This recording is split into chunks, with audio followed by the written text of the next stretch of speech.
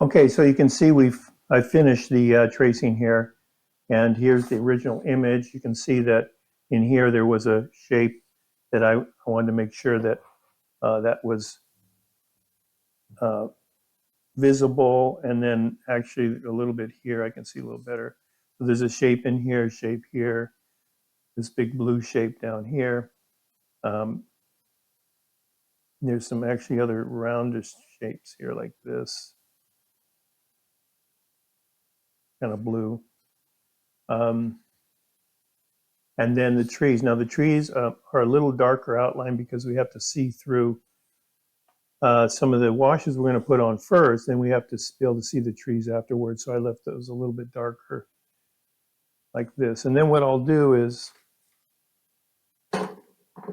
take some tape, thinner tape. I have some 1/4 inch tape, but you could do this with your 1/2 inch or a 3/4 because it will help to um, stabilize this on the board here, right?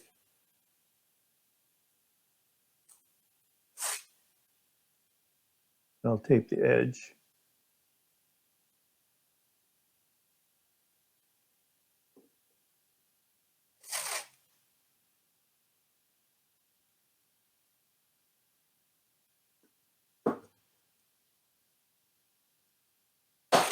And then we're going to create some value scales like we did previously that we'll use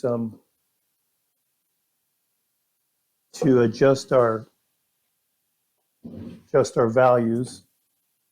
So what I'm going to do is measure down um, from the top 1/2 inch and 1/2 inch, make 2 dots, and then connect with a line. Then I'll measure down 1 inch, 1 inch, and connect. Go across. I don't have to go all the way across. So up here it's a 1/2 inch. This is 1 inch,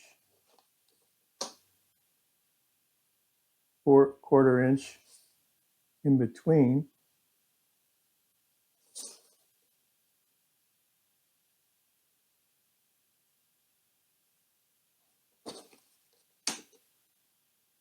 Inch again, 1 inch.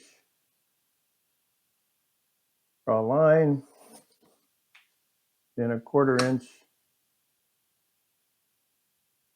So we're going to make 3 value scales, one above the other.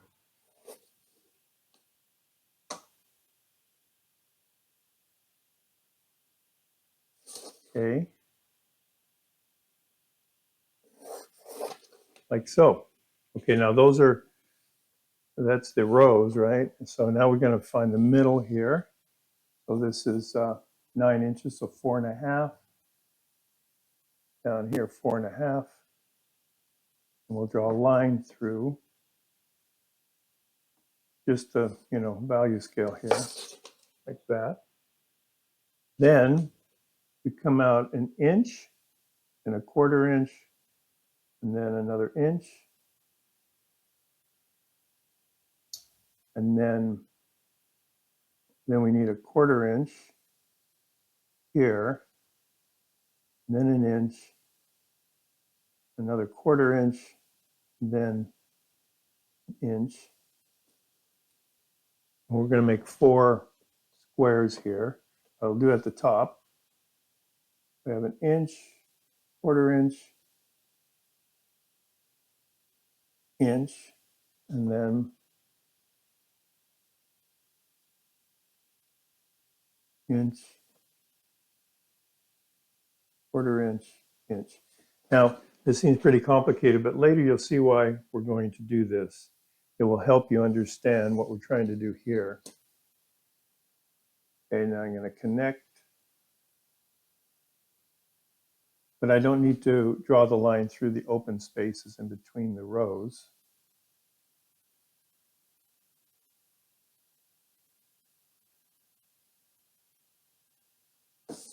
Okay, and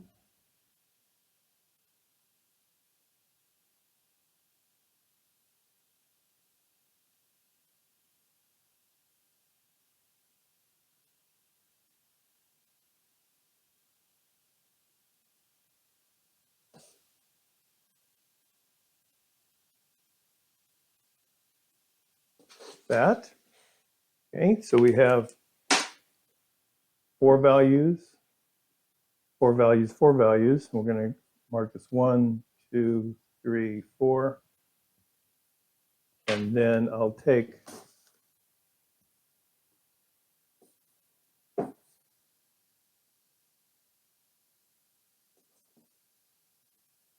like so, because we're going to be using our dominant colors are going to be blue, green, and probably burnt sienna, maybe orange, but burnt sienna are dominant colors for painting this painting here.